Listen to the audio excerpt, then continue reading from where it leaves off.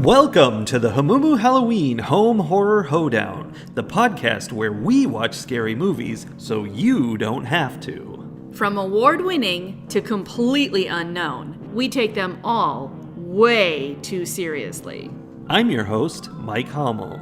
And I'm your host, Solange Hommel. Now, warning, we use a ghoulish number of spoilers, so watch the movies first. Second warning, we don't know anything about anything, so don't take us seriously as we take these movies seriously.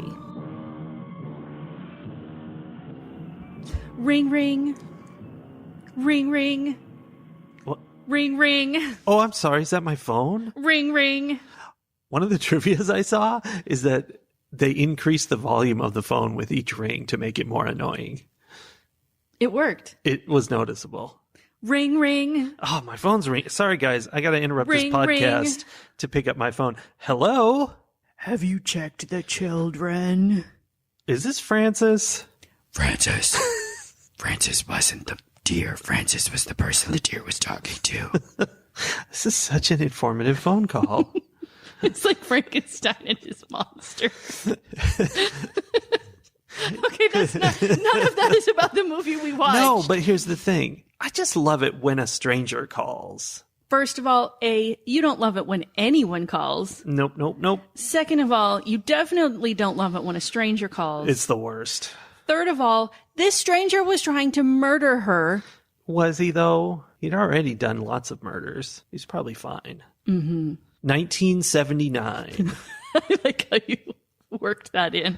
It was a subtle reference to the year the movie came out. My favorite thing about our podcast is how structured and organized and reliable it is. We are reliable.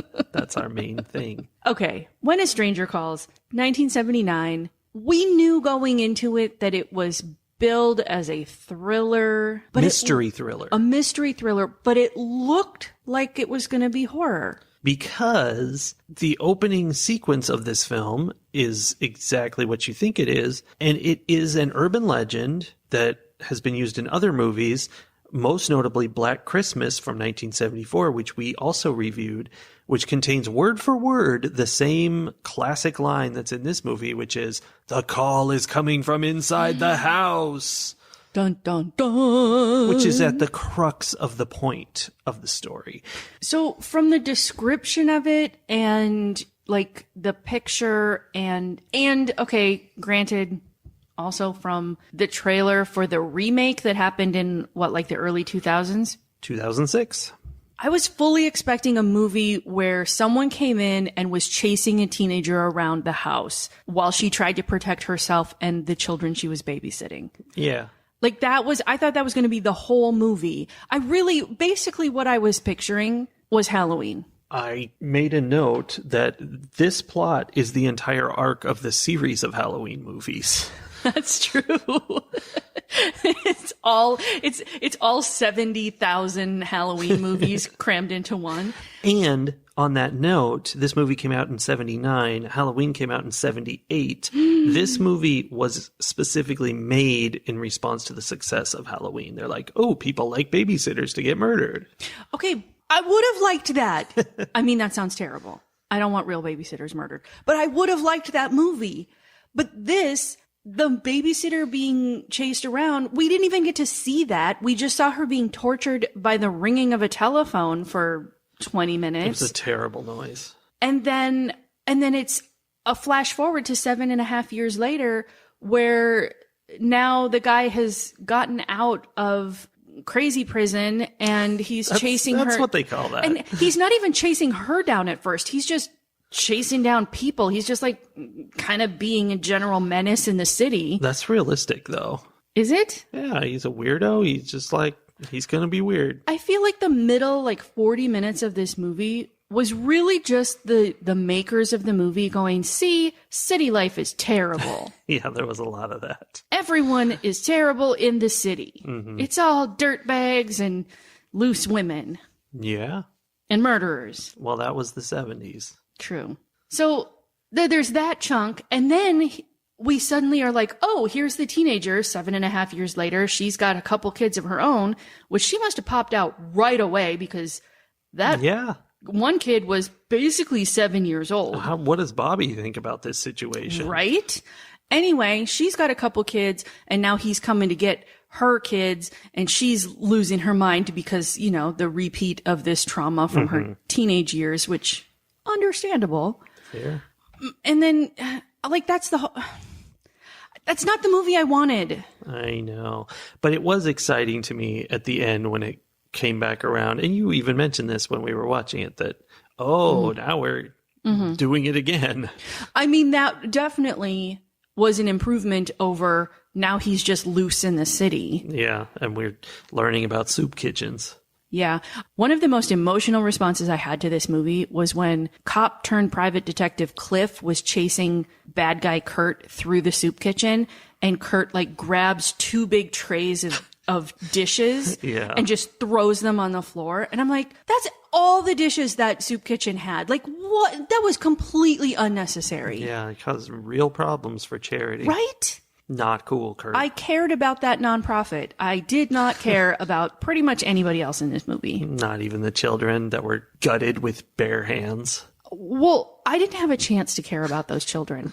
Okay, can we talk about the setup of this movie? Yes, we can. We spend the first 5 minutes watching the babysitter walk through the dark to the house where she's babysitting. So she gets there, and the doctor and his wife are going out to dinner, and the wife is just like, the kids have been sick. I put them to bed. Like, don't wake them up for any reason. And then they just leave. And the thing is, she was there covering for someone else who was supposed to be babysitting, is what I got from the phone call she had with her friend afterwards. Okay. So basically, the doctor and his wife did not know this babysitter. And they're just like, whatever, like, we're not going to tell you anything about the kids, about the house, anything. Just the kids are sleeping, don't wake them up, and eat anything you want in the fridge. By 80s parenting at its best. Oh, so to go back to your, like, did I care about the children?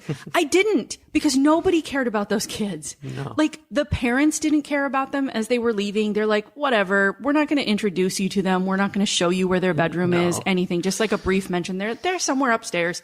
And then when she's being attacked and she finds out there's someone actively in the house, her first response is to run to the front door and try to get out. And the only thing that stops her is that she has thrown the chain lock. Yeah, she had to fix it. She didn't even flinch towards the children's bedroom. Nope, they're not her kids. And that's a distinct difference from the idea of Halloween, which is all about Laurie protecting these kids. Surprisingly. Right. To her above own and detriment. beyond. Yes. Yes. This babysitter was the exact opposite. This babysitter, who is Kimmy Schmidt's landlord from the Unbreakable Kimmy Schmidt.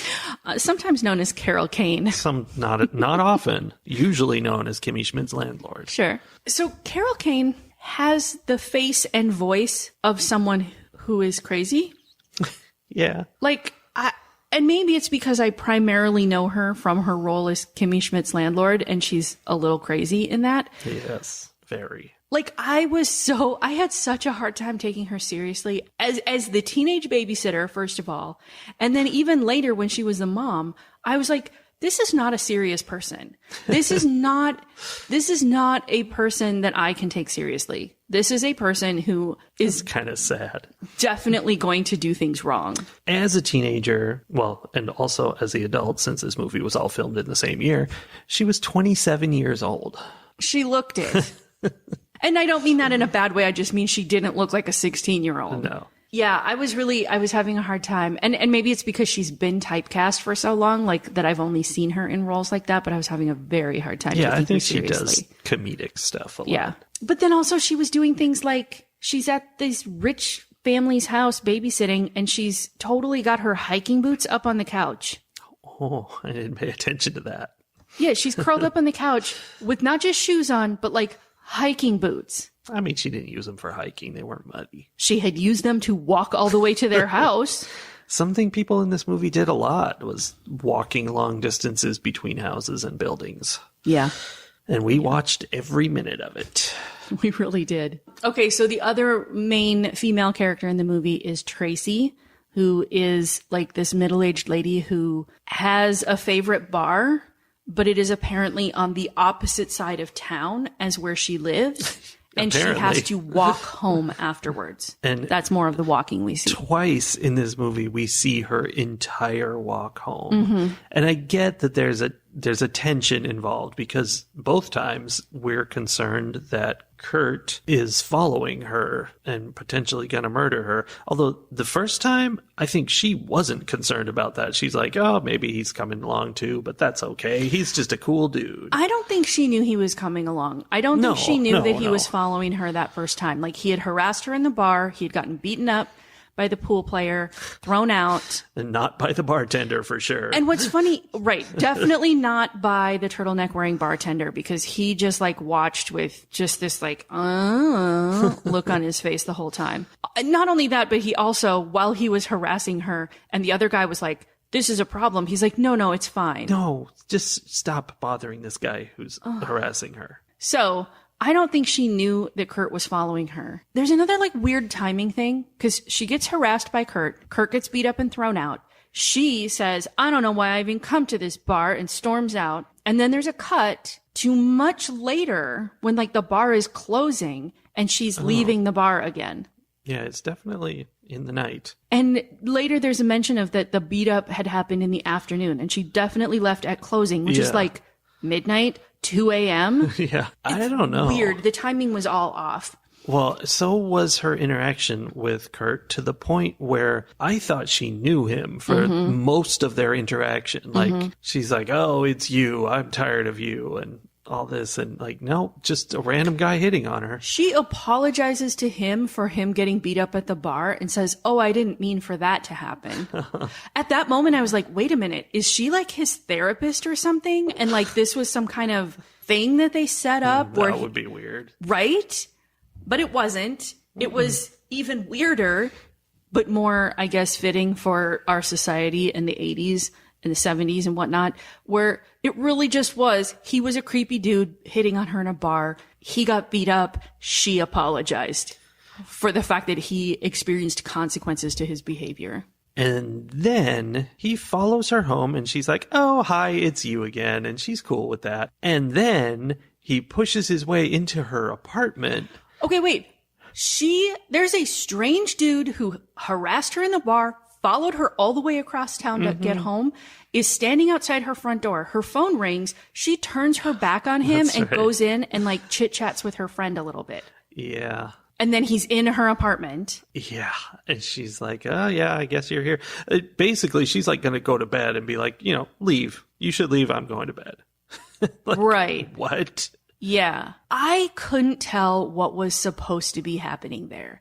I couldn't tell if we were supposed to think that she was just so like self-assured and badass that she really like wasn't afraid of this strange guy who had done multiple things that would have made the average woman afraid for their lives, or if there was some kind of like, she is to blame for what's about to happen to her because she hasn't taken the precautions women should take. Like, she's doing all the things wrong. She's walking alone late at night. She turns her back on a strange man. She lets him be in her apartment. She sasses him, not to. but not that hard. Yeah. Like, yeah. She lives alone. She got drunk. Like, she's doing all the things that society says, mean a woman is asking for it. And I'm just like, are we judging her, or are we saying she's just so badass she doesn't recognize the danger she's in, or what? I mean, it's very likely we are judging her because she is a drunk. She goes out to this bar all the time. Torchy's, your favorite bar as well. I like it when the bar serves tacos instead of beer, though. Yeah. I don't know. It was all the weirdest interactions to the point where I was very confused about their relationship. Yeah. It felt, as a woman, it felt totally wrong. I'm like, I don't care how badass you think you are. This is a dangerous situation. This man has thrown all the red flags at you. And this is a situation where your hackles are up. You are on alert. You go to the neighbor's house, or you do something to put yourself in a more safe place. You don't just like wander off alone and let this guy into your apartment. Yeah, it was weird. So also, weird. when she did start to feel threatened, she's like, do I need to call the police, and sort of like moves her hand toward the phone. And I'm like, oh, lady, if he's going to hurt you, you're definitely not going to be able to place a phone call. Yeah, it was pretty bad. It was bad. The men in this movie, not that much better. No. Our hero is John Clifford, who was a cop during the original crime. And seems like he kind of got kicked off the force. Well, he said he retired and like went into business for himself. So he was a cop, and then he to ended spend up more time with his family.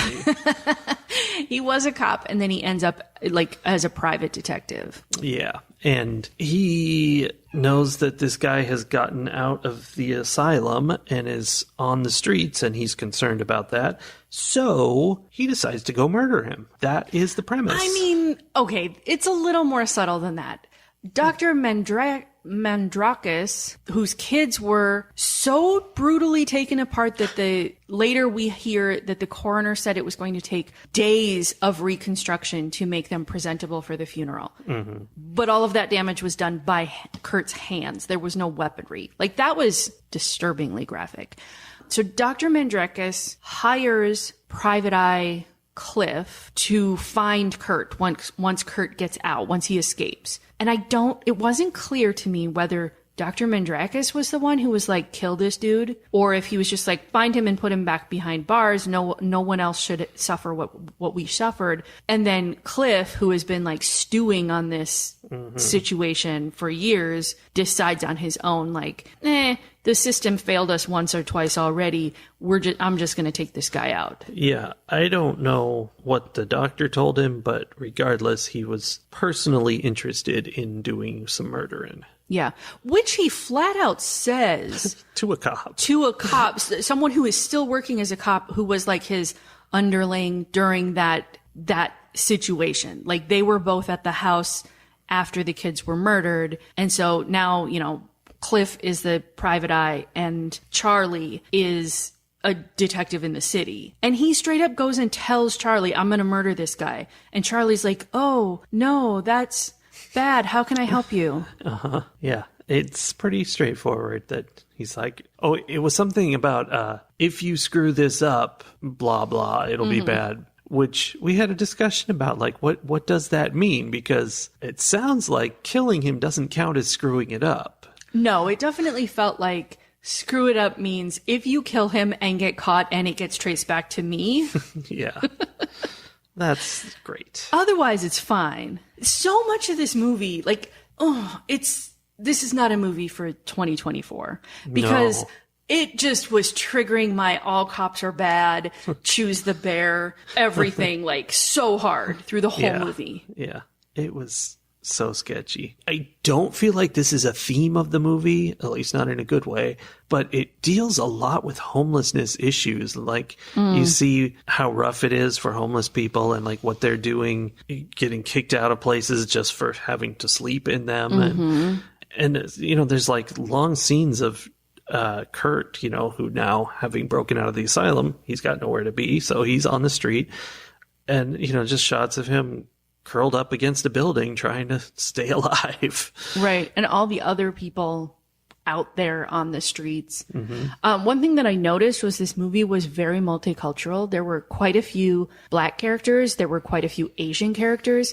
But the thing is, they were all homeless people or people doing sketchy things in the city. And so it was like, yay, diversity, boo, representation. Yeah.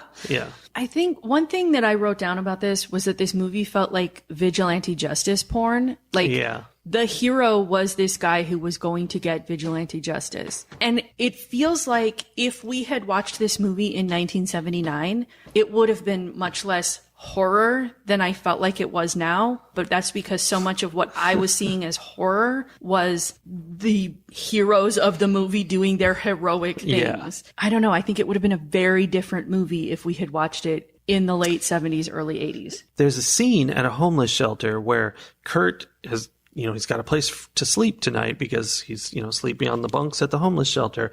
And so there's a whole bunch of guys in this one room, and the detective comes in and he's sneaking through all the different people, getting his flashlight shining in their faces. Nobody seems to yell at him or make any noise for this, but they're annoyed by it and trying to find him. And he's holding a pointy thing like a screwdriver or an awl that he's going to murder him with. And that's like horror. Like, this guy's just trying to sleep and someone's sneaking through the dark, gonna stab him. It's pretty exciting stuff. It was. Kurt ends up slipping out a side door and Cliff ends up chasing him. And one of the funnier scenes was how all the homeless men get up and they're in Cliff's way and kind of blocking. And I don't think they were intentionally blocking him, but it was just this weird, the choreography of the scene was this kind of weird chaos where he couldn't catch Kurt because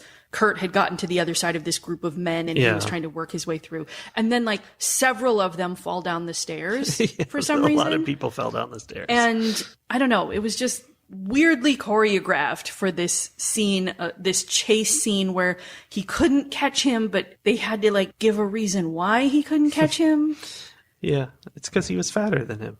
Somewhat related to Cliff and his interesting style of private detectiving, Cliff is trying to track down Kurt, and in the process of that ends up, I guess, finding Tracy because he's talked to someone at the bar and they're unclear, that guy followed Tracy home.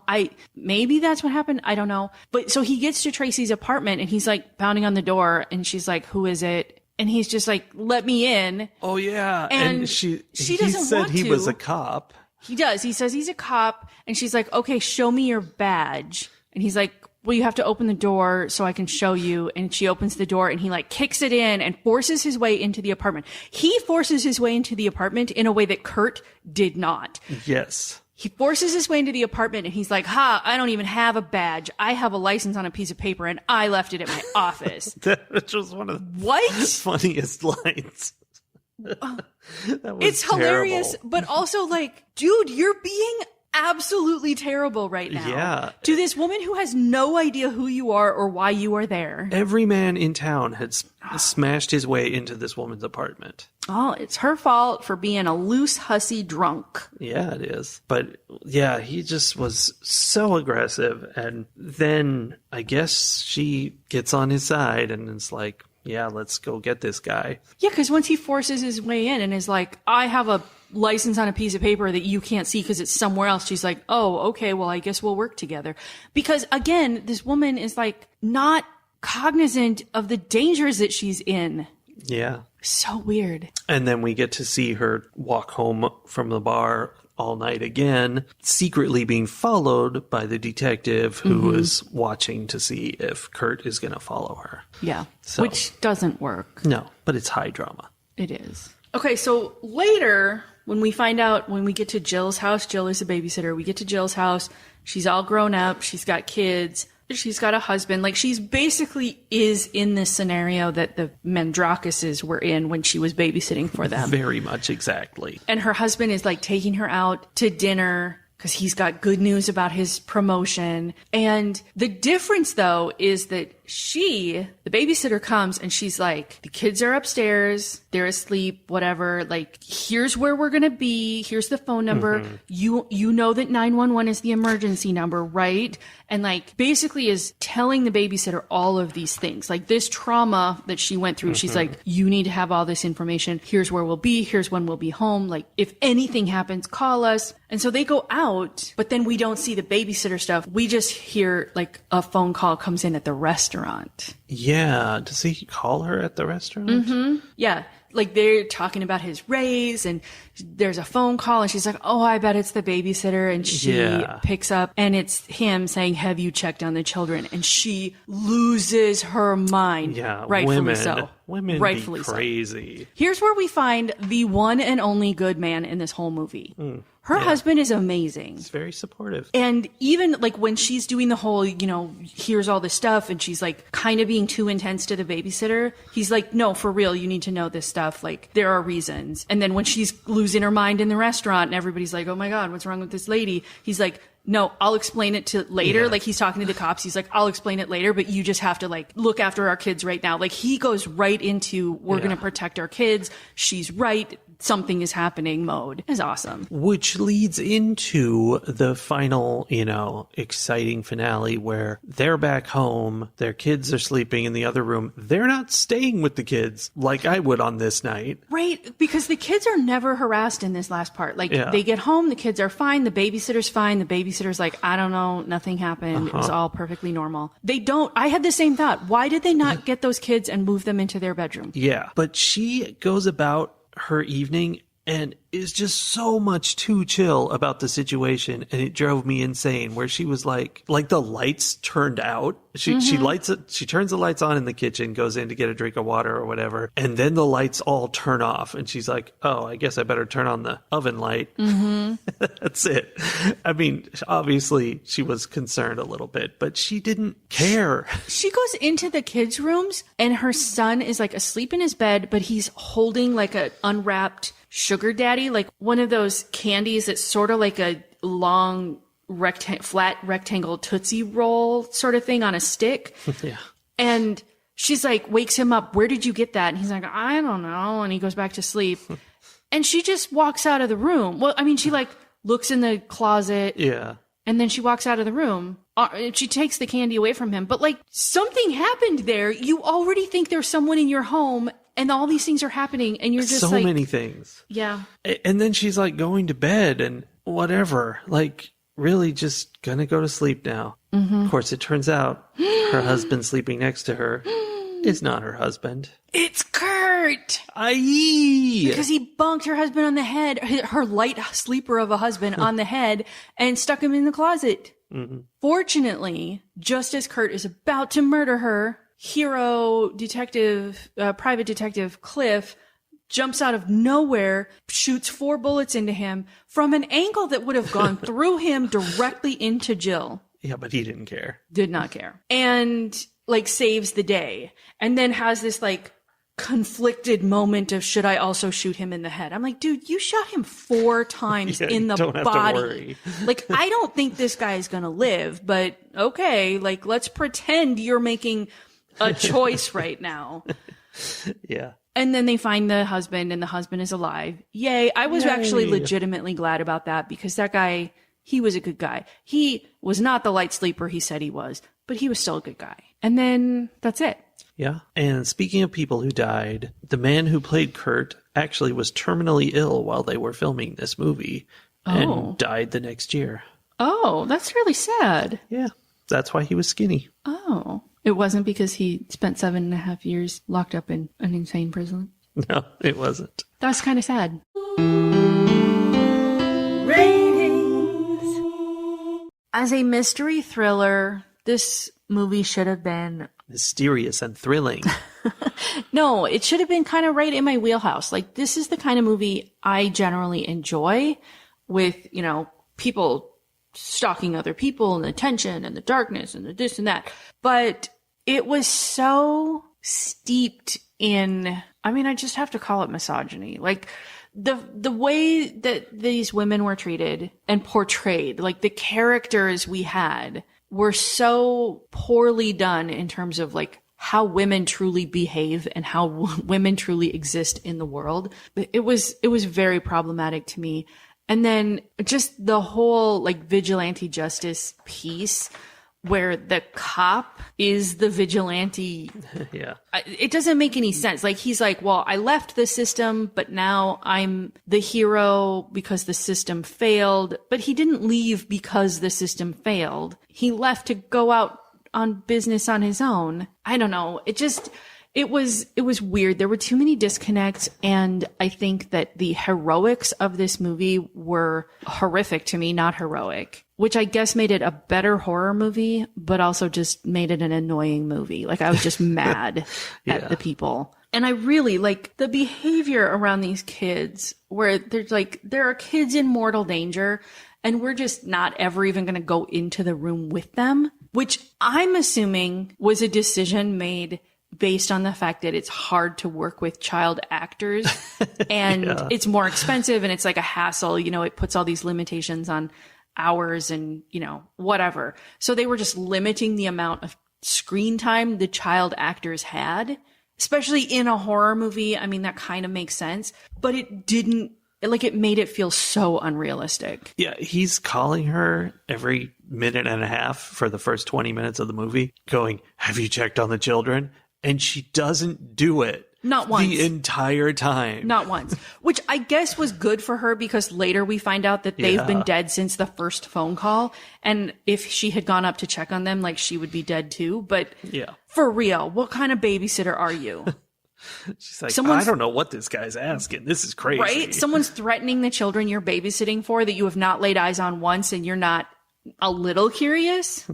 Very busy waiting for Bobby to call. Yeah. Oh, also the thing I forgot was that she called the police multiple times Right. when she was babysitting to be like, someone is harassing me on the phone. And they are basically like, well, this happens all the time. We don't do anything about it. Yeah, it's not Just a big stay in the deal. house. It's fine. All right.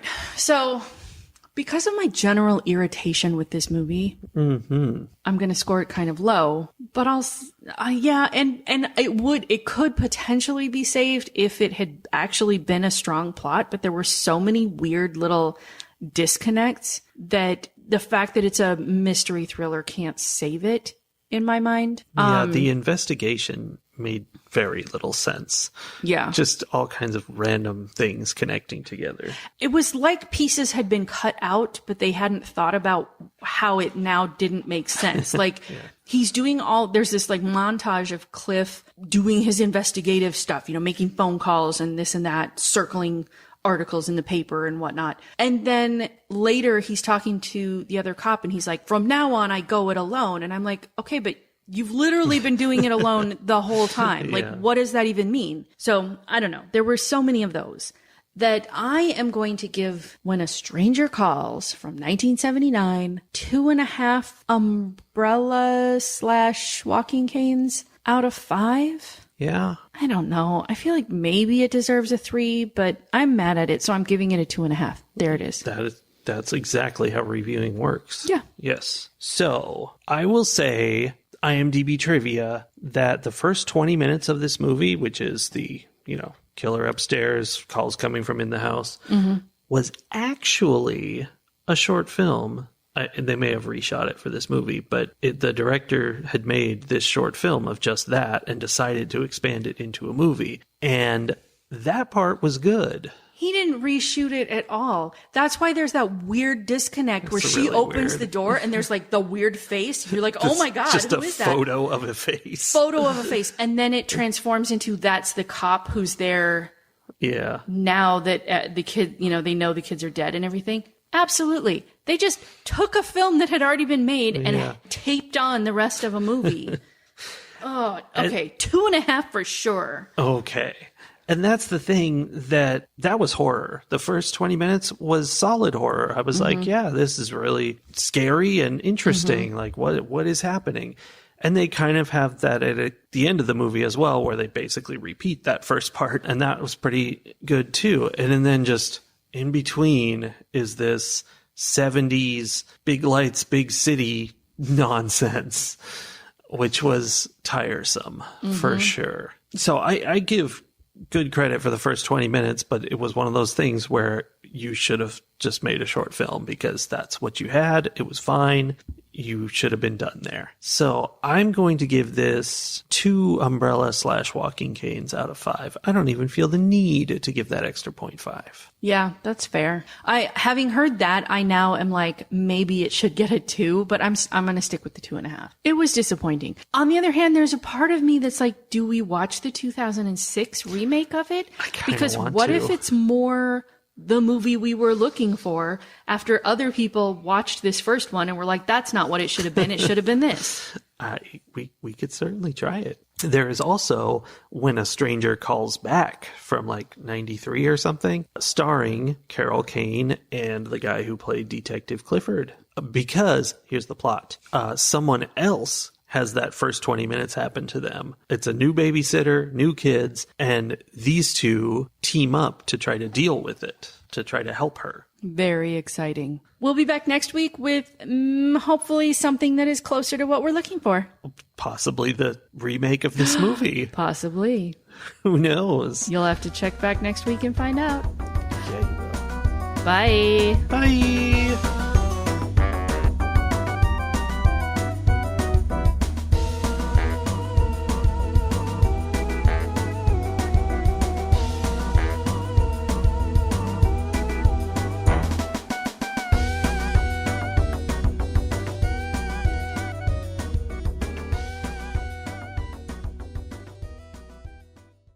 I have 3 pages of notes on this movie. That's so many pages. You're actually too loud. I'll turn you down a little. Surprise, surprise. You're the Brennan Lee Mulligan of our podcast.